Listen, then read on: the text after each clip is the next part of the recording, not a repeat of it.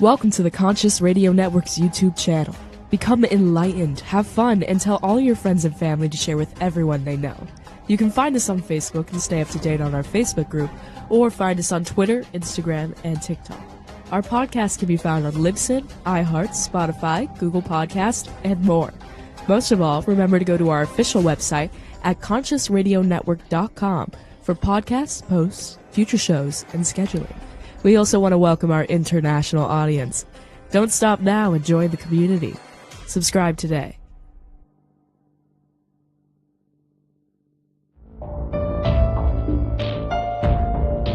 This is the Conscious Radio Network.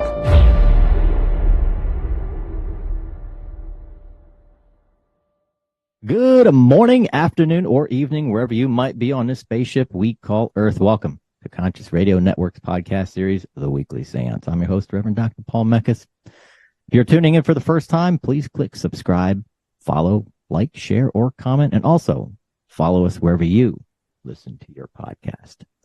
Spending more than 40 years in corporate and private HR, Michael Ruskin, now retired as an author, researcher, and publisher with a BA in political science and psychology, is helping others write their memoirs. Student of spirituality and world history, and being the last surviving member of his immediate family, guided him to write about the true story based on the actual written testimony of David and Dora Ruskin, his parents, of their survival inside a Lithuanian ghetto, only to face Hitler's death camps. A true account of the lives of two people whose love, faith, and will to survive transcend on the darkest periods in human history.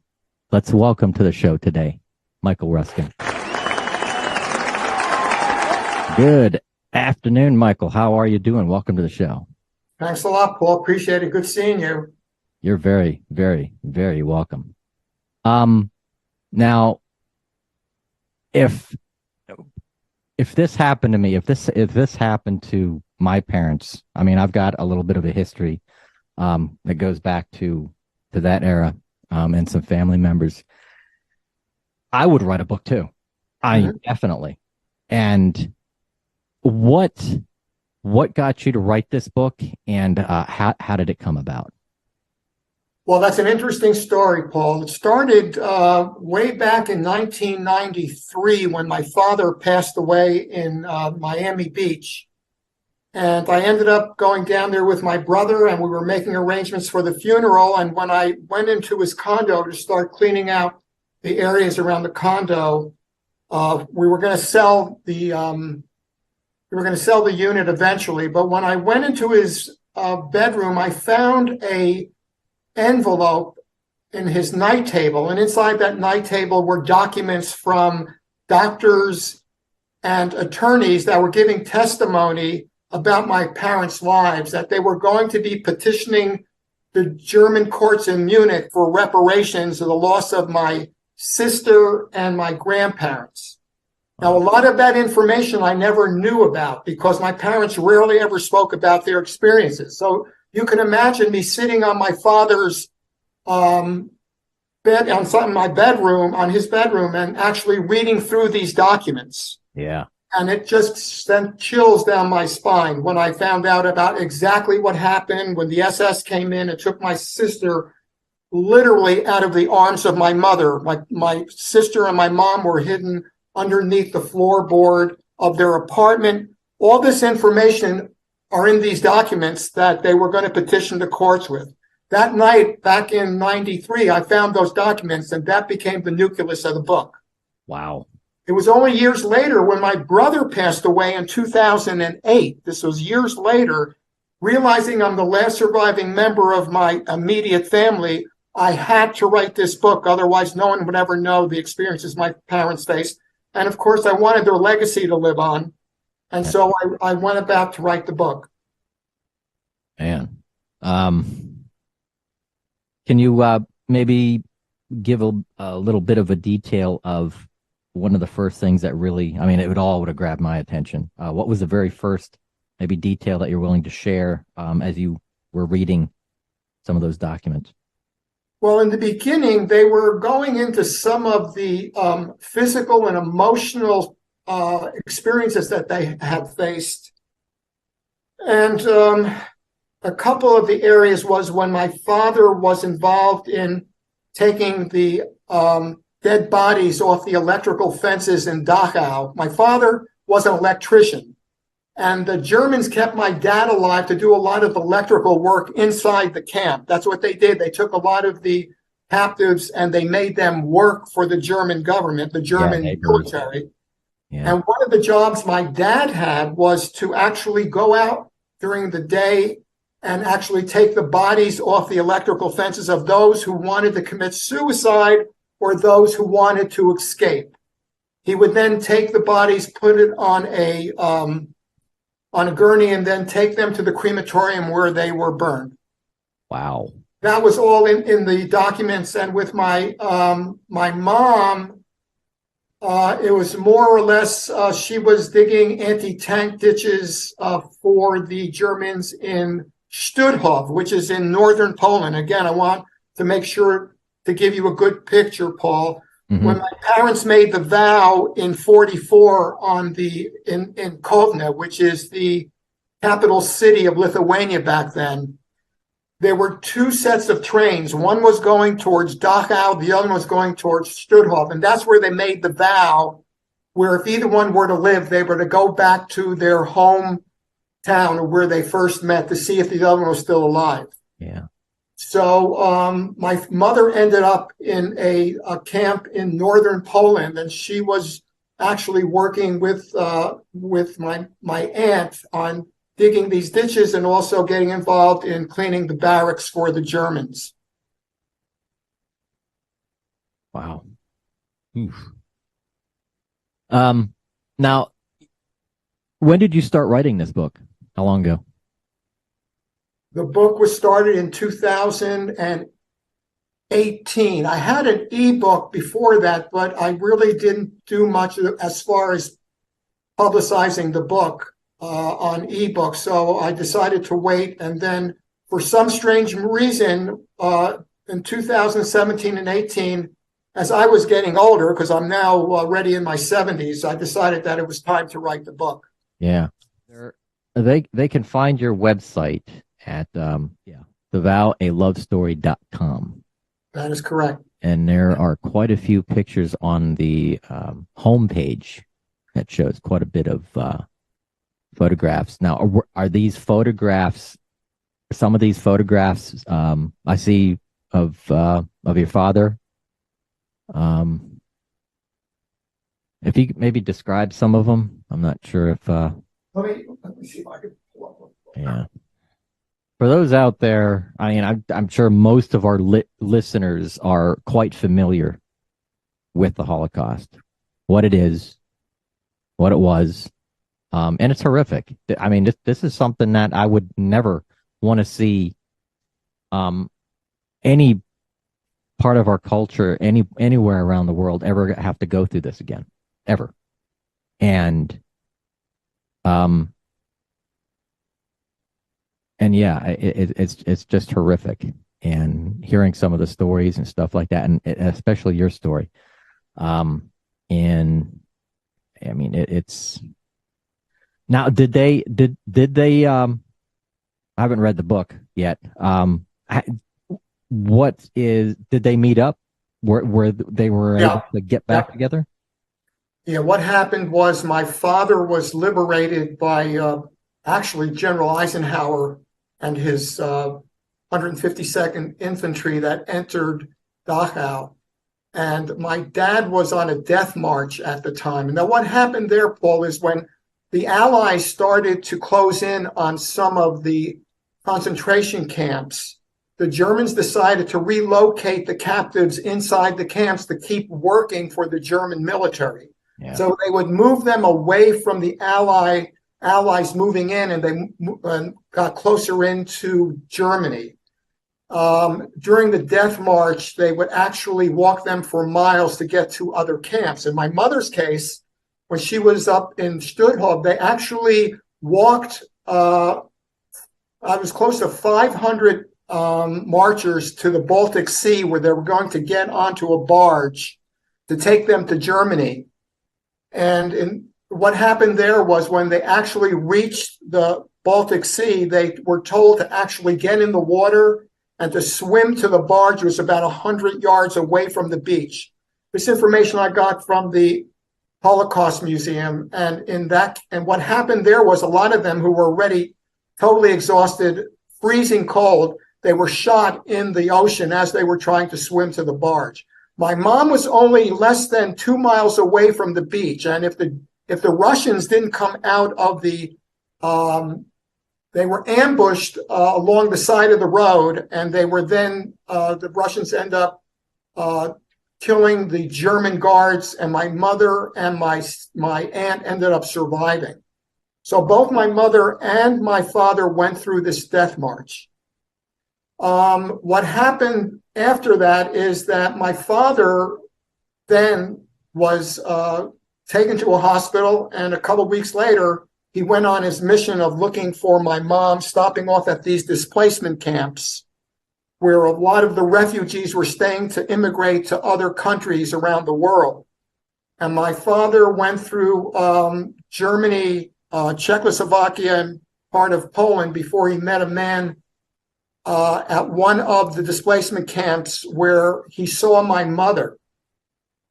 And this was a very moving part in the book, because what happened was my father found her in a makeshift hospital in a city called Białystok, Poland.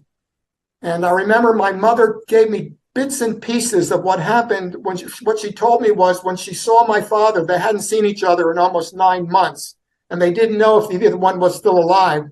Yeah. My mother was only hours away from death. She had typhus fever.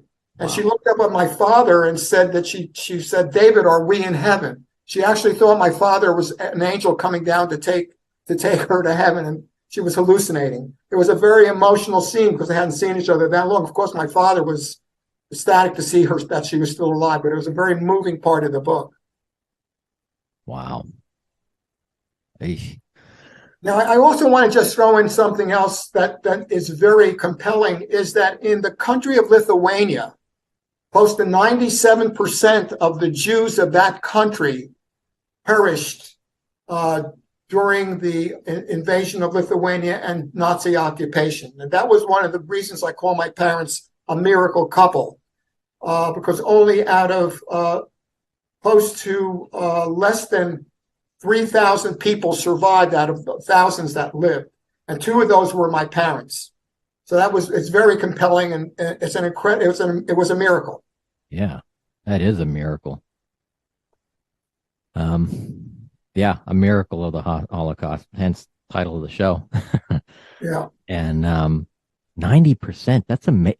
Wow. That's close to 97, Paul, 97%. And what happened there were a lot of the local Lithuanians. It wasn't only the Nazis, Paul, it was also the locals who didn't really, they really didn't have a liking for men. There was a lot of anti-Semitism back then. Yeah. And they felt that it was a situation where they wanted to prove to the Germans that if they killed enough Jews, they would be given sovereignty. Mm. And that did not happen. In fact, a lot of the Lithuanians were also killed by the Germans.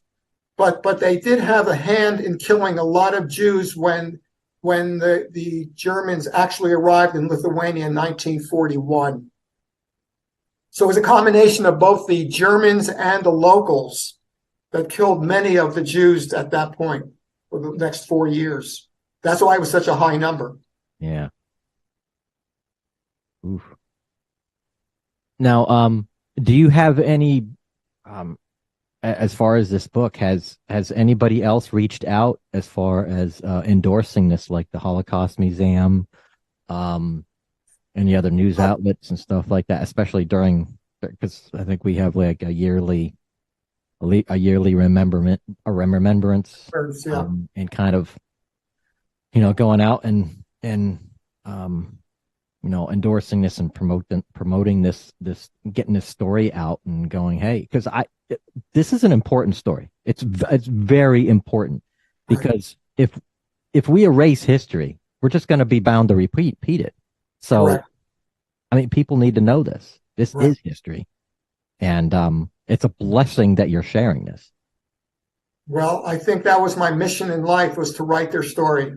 Their story was so miraculous. It was such an incredible journey that they went through. The loss of my sister. My mother was one of 9 children, and they all perished except for 2 of her other sisters. My father's side of the family were totally wiped out. But they were very humble people, and they rarely ever spoke about it. I remember many a time I would be sitting in the den with my parents watching The World at War, where these documentaries were being shown how the Germans were taking the Jews and taking them off to the concentration camps. And little did I connect what I was seeing on the TV to the parents that were sitting alongside of me, because they never really spoke about it. It was only after they passed that I realized how special they were. Yeah. Now, in your question, yes, the documents I referred to before, when I found those documents on my father's night table, I donated those documents to the Holocaust Library in Washington. Mm. And if you go there and look under my name, Michael Ruskin, you will see the documents I'm referring to this afternoon.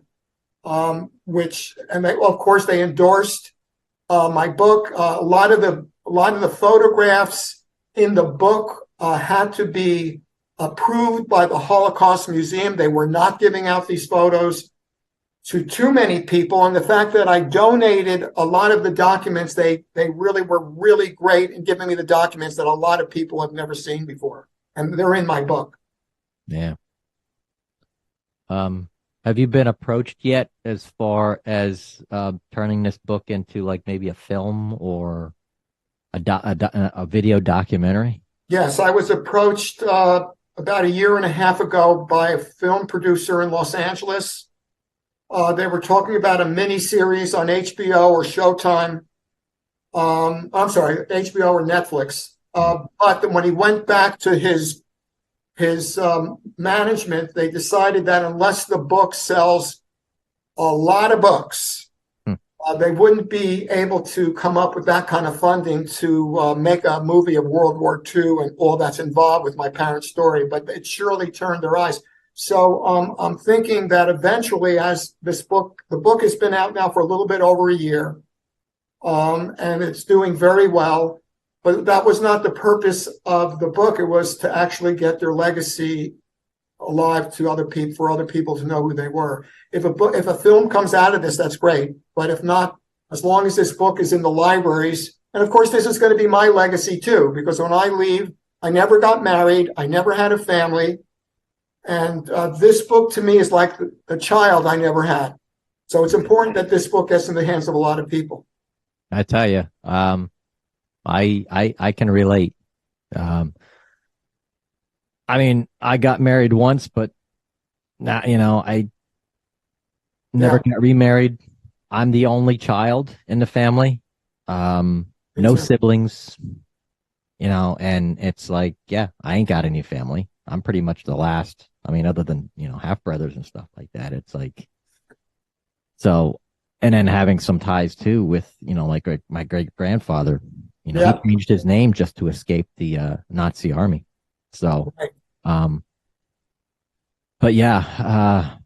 Well, what's interesting too, Paul, is that all my ancestors are from Europe. My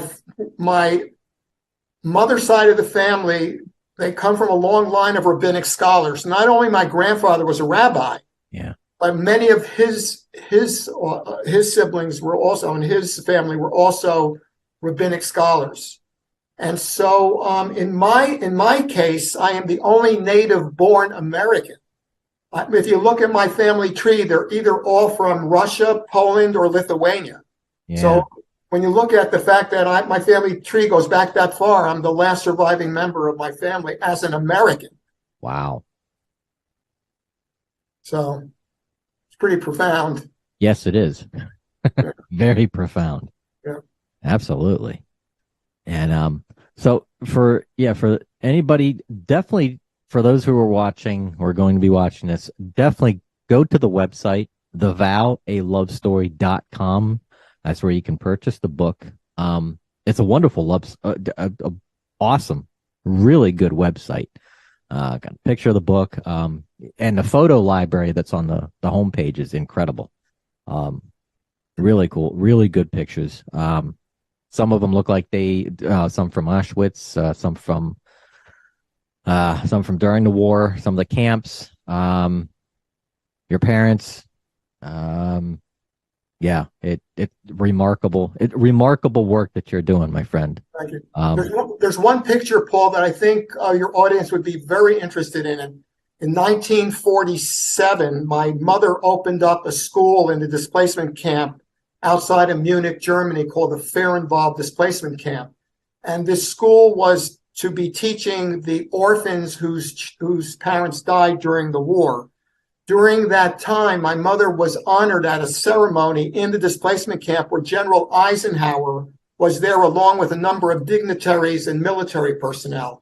And I got a photograph in the book that shows my baby brother at 6 months old, who was born in the displacement camp, who was in his baby carriage, and it was in front of General Eisenhower, who was standing behind him. Apparently, what happened, a GI must have taken a picture of the dignitaries that were there, and they placed my brother in his baby carriage in front of General Eisenhower, and they probably gave it to my dad. And I didn't find this photo until I went into my parents' family album, and I found this photo of General Eisenhower. I never knew it was there until I started doing some research. That photo alone is incredible. It's in the book.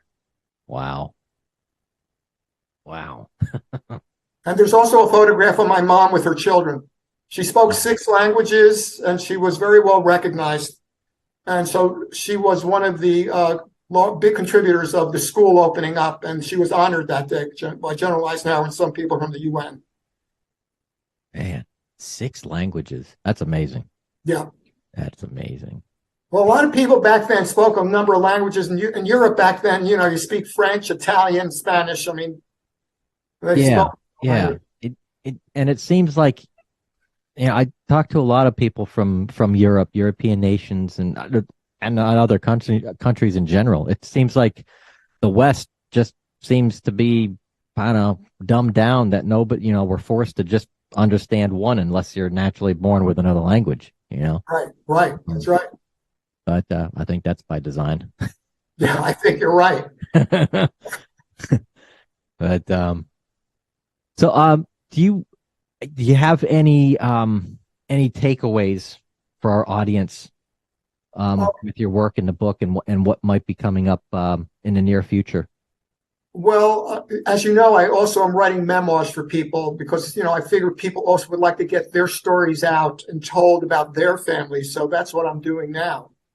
My concern right now is I see an uprising in anti-Semitism and a lot of Holocaust deniers out there saying it's never happened. Yeah. And that really concerns me. And one of the reasons I'm making a lot of public presentations and making people understand that and it was that way in Germany too. I mean, back in those days, the economy was bad. There was a lot of finger pointing as to why Germany was not doing well back in the 1930s, and the Jews were the scapegoats.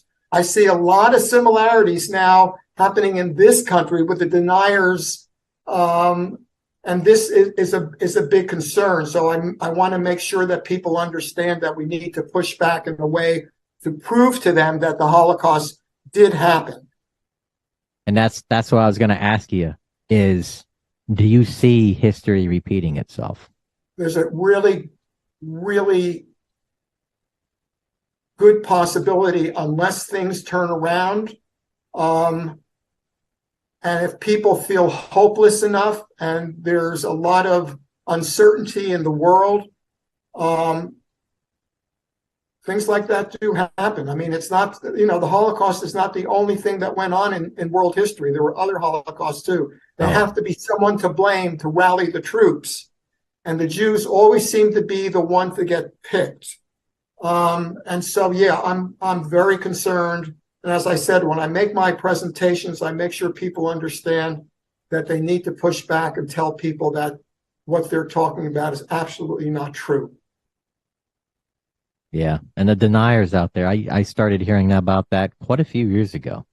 Yeah. Like, what?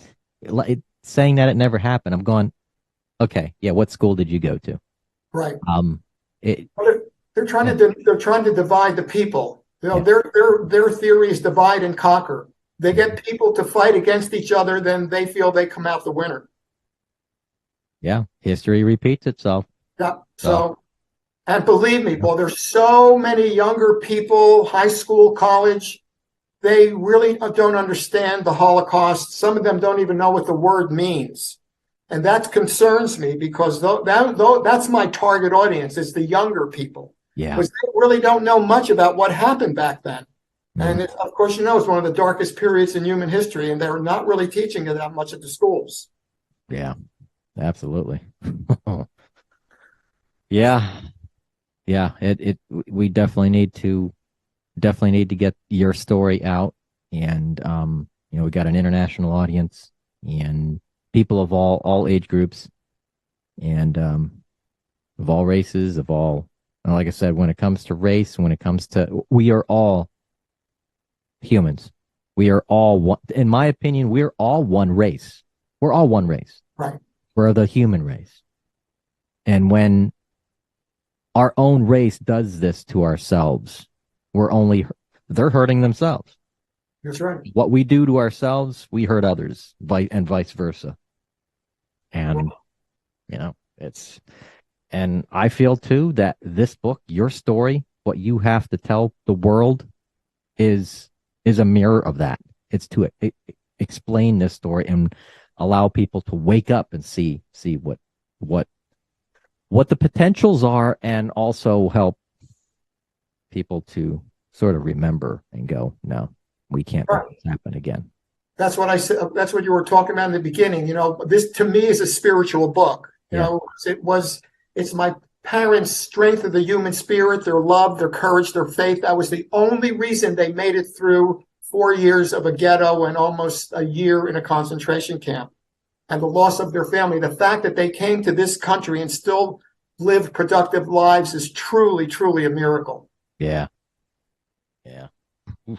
Especially in my mother's case, when my sister was literally taken out of her arms when they found her underneath the floorboard, which is in the documents in the book, that they found her and they grabbed the child out of my mother's arms. And it's all outlined in the book based on the testimony that was given. And then, of course, 3 months later, my parents were already shipped off to the concentration camps. Man. Just horrible. Yeah, it is. Absolutely horrible. Yeah. It's what the show's about, man. The show's about humanity, consciousness, free will, the human race, the human agent, the goods, the bads, and allowing people to open up and kind of, see reality. Right. And this is one of the keys. The strength of the human spirit, Paul. Yes, it is. And we have that inside of us to overcome any challenge as long as we go inside and find the answer through our spirit. Yeah, we have to look inward through the heart. That's right. Absolutely. Yeah. Well, Michael, I appreciate your time, and good luck on the book. And what we'll do too is after I stop the recording, we can discuss what as far as something about the website. Right. Right. But I do appreciate it. Thank you for your time, Michael. And again, everybody out there, please go to Michael Ruskin's website, thevowalovestory.com, and check out the book, buy the book, read the book. And if you have any questions, if you have, and they can reach out to you on through your website too for any questions. Through my website or through Facebook. Okay, cool. Awesome. Michael, blessings, my friend. Thank you, Paul. And everybody who's watching, thank you for listening or watching to Conscious Radio Network's The Weekly Seance. And until next week, see you then.